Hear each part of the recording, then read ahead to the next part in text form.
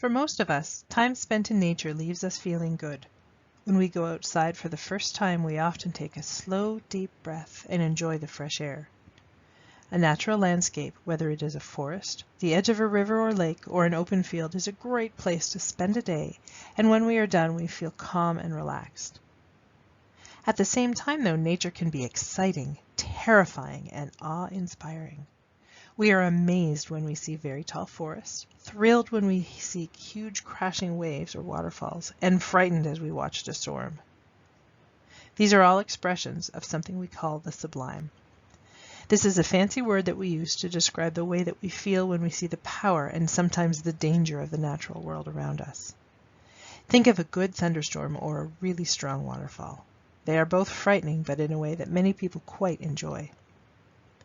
Today we are going to talk about the power of nature in art, and we are going to use several paintings to explore the idea. We'll also look for ways to describe what we see and feel in each picture. The image in front of you is a landscape.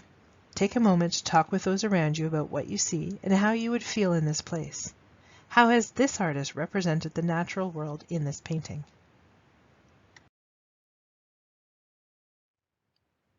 The scene in front of us shows a farmer standing on a hay wagon piled high with hay while two animals, likely oxen, stand patiently waiting to pull the wagon away.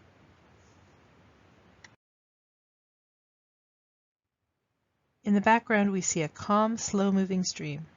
We know this because the reflection is so clear, and some sheep grazing in front of a small farmhouse. The sky is clear, and the land moves off into the background with some treed areas and more flat fields. The feeling of this painting is calm and simple.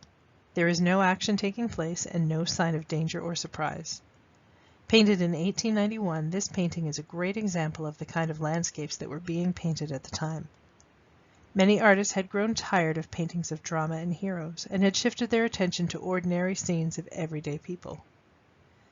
Nature in this painting is pretty, safe, and tame. People who visit this landscape have nothing to fear and can use the land for whatever they need. In this kind of landscape, nature is under the control of the people who live and work in it. Now let's compare this to a very different painting created about 60 years earlier. Take a moment to look closely at the image in front of you. Try to think of some good descriptive words for this painting. How does it make you feel? What do you think this artist is trying to say about the natural world?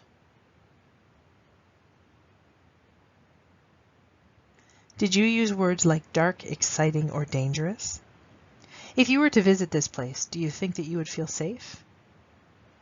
I think that we can all agree that this is a very different landscape from the last one. This painting is a great example of an idea called the sublime. In this painting, nature is powerful, dangerous, and a bit frightening. It is also beautiful and exciting to see and experience. In the 19th century, that means in the 1800s, artists, musicians, and writers were really excited about showing this power and danger in their work, along with that feeling of wonder that places like this waterfall make us feel. To be sure that people understood how small they were compared to nature, artists often included very small signs of people in their artwork. If you look closely, you'll find a group of people in this painting. There are 4 adults and a child dressed in their fanciest clothing, standing on a cliff admiring the gigantic waterfall, just as you might expect them to do at an art gallery or a fancy palace. Everything around them is big, ensuring that we really understand the message that the people are insignificant. That means unimportant in the great wild world around them.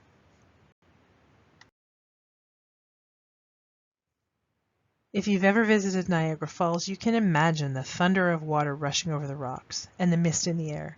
It is an amazing sight. It is exciting to visit and a bit frightening too, and that is the sublime all wrapped up in one picture. Here is another example, a painting showing the fearsome power of a storm at sea. The sky is almost black with clouds. The water is dark and rough. There is a glimmer of light breaking through the clouds in one spot. Perhaps this is daylight trying to push through, or is it lightning? If you look closely, you can make out a ship in the distance sailing through the storm.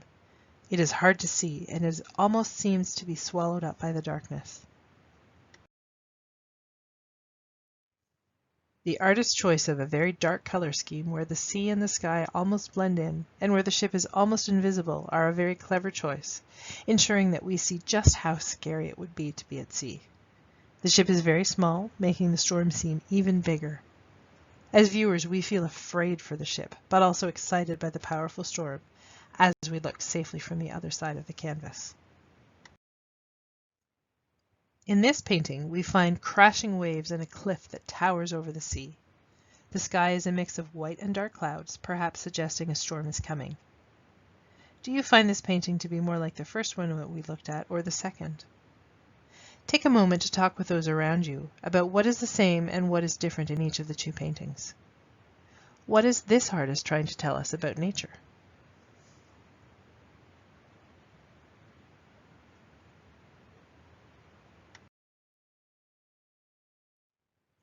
If you look on the right side of the painting where the water meets the sky, you can see the darkness of those faraway clouds.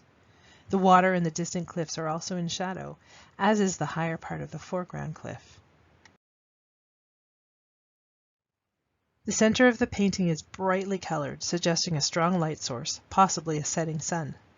We see the central cliff and the area where the waves are crashing into it. If that weren't exciting enough, when you look closer to the bottom of the painting, you'll find a woman standing near the edge of that cliff. Her hair and cloak are whipping around in the wind, and she has her arm raised to protect her face. What do you think she is doing there? And how did she get there? If you look near the top, you might be able to see some kind of building. If we zoom in, it looks like a house or two perched right up on top. In this painting, we see another artist exploring the power of nature and using bits of ancient Greek mythology to capture the viewer's interest. This painting shows a moment in the story of the poet Sappho, who came to a tragic end with a broken heart. Do you think that the artist has done a good job at capturing the drama of the story and the idea of the sublime in this painting?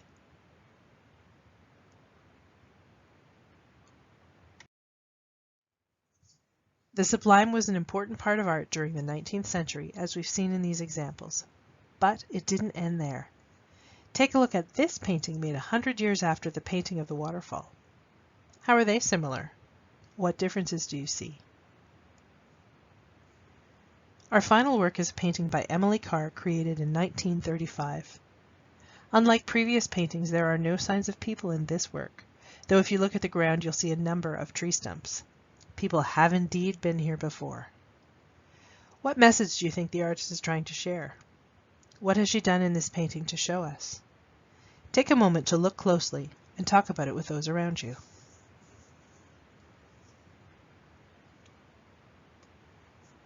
Emily Carr was deeply affected by her time spent in natural environments. In her case, it was the forests of British Columbia. In this painting, she has highlighted a single tree, placing it right at the center of the paper. It stands very tall, with its top way above the few other trees in the image. With such a tall, slender trunk stripped of branches, this tree seems almost unnatural. Look at the way she has painted the sky and clouds too. Her lines circle around the treetop as if there is some heavenly light shining on it, or out of it.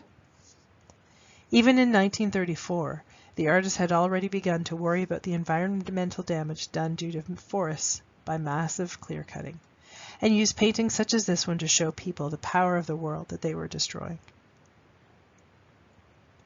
In each case, the artists we've seen today have used many tricks to communicate their ideas of the sublime, the power, beauty, and excitement, and the danger of the natural world. Whether demonstrating how unimportant we are by including only tiny people in the huge landscapes, or using art to communicate a more urgent message, as Emily Carr has done, these works remind us that there is a great, wide world out there and that we must appreciate it.